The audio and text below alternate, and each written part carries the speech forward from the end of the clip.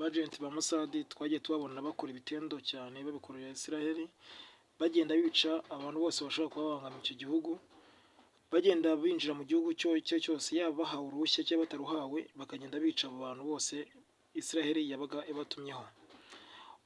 Ubu tuvugana binjiye muri Palestina mu myaka itambutse, bagenda bica abakuru mu bakuru ba Hamas, bagenda binjira muri Hezbollah, batangira kugenda bica bamwe na bamwe, ndetse n'umukuru wabo agenda ahapfiramo. Ubu ejo hashize bari binjiye mu gihugu cya Iran ifata icyemezo yuko abizazifata bose aho bazaba bafatirwa bose bazahita babicira aho ngaho. Uyu munsi nibwo bari bafashe umwe ahita abonye ko bamufashe agiraniwe, ahita yica umusirikare umwe wo muri Special Force ya Iran, ahita amwica. Uwo yari umukuru muri Kudus.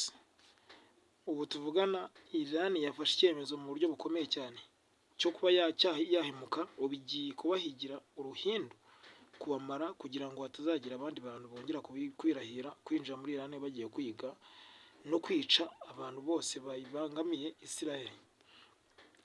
Umuvugizi w'ikinyamakuru cya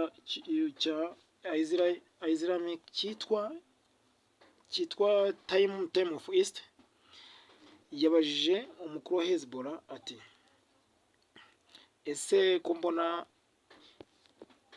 muri kurwana mu gace kamwe mudahindura ngo mujye ahandi hantu, ese ntabwo mufite yuko Israel ishobora kuba yarekera gukoresha abasirikare ikaba yakoresha indege, mukaba mwese yabarimbura mwese ikabamara?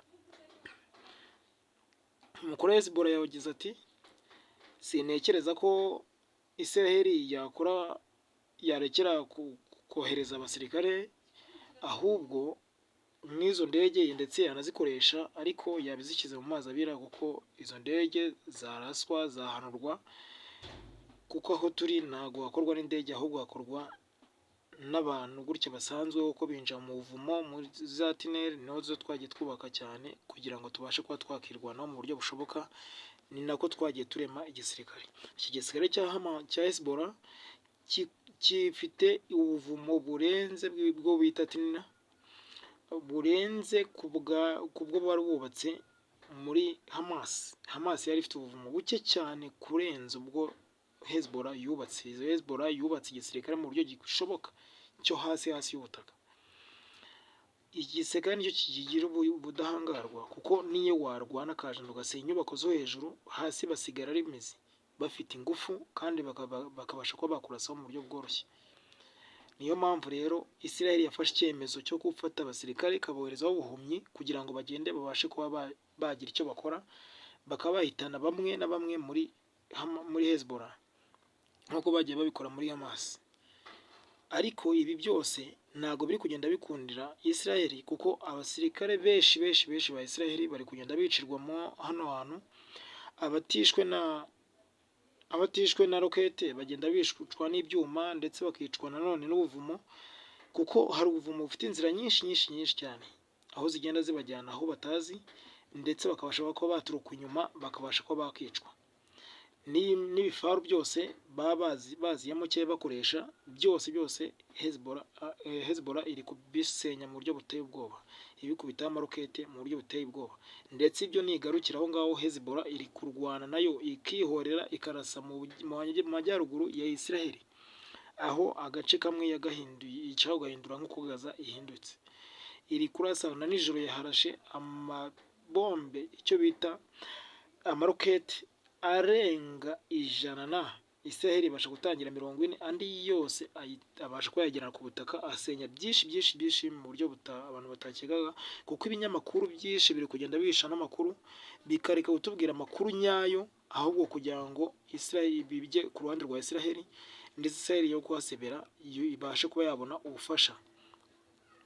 Kandi reka twinjiye ku burasirazuba bwo hagati, aho ubutasi bwa igisirikare cya Amerika CIA bugerageje kuburira ubutasi bw'igisirikare cya Israel Amani ngo bagerageze bakaze ubwirinzi bw'ibigo bya gisirikare biherereye muri kariya gace, ko hari abasirikare ba Hamas ba Hezbollah bagerageje kwinjira muri kiriya gice, bari kugenda batega ibisasu ahantu henshi hatandukanye kugira ngo babashe kuba babituritsa, babashe kuba bahemukira ibyo bisirikare.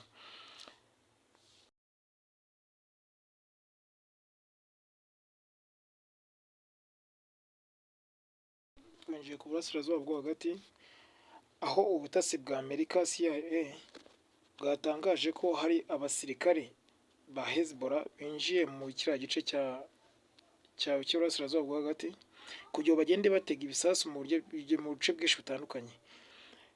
Iki kinyamakuru ubutasi bwatangarije ubutasi bwa Israel Amani ko yuko bagomba gukora ubwirinzi mu buryo butandukanye bw'ibigo bya gisirikare bwabo kugira ngo butabasha kuba bwagirirwaho nabi, ndetse na Hezbollah.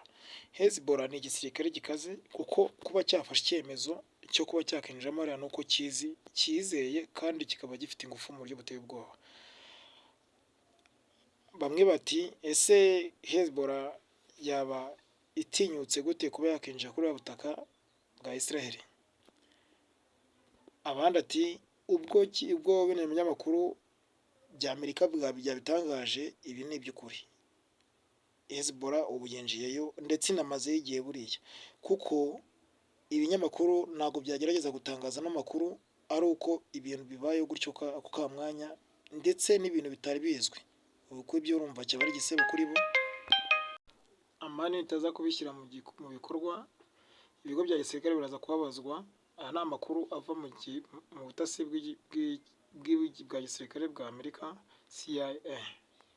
Nako kandi ku rundi ruhande ubutasi bw'igisirikare cya Iran Vaja bwongeye buti hari ibiri gukorwa ahagana mu mazi ya Bakhmut avuye mu kigobe cya Bakhmut, gakorwa n'ubwato bw'intambara bwa Amerika budashaka ko hari ubundi bwato bw'intambara bushobora kuba bwakorera muri kiriya gice cya iriya zone.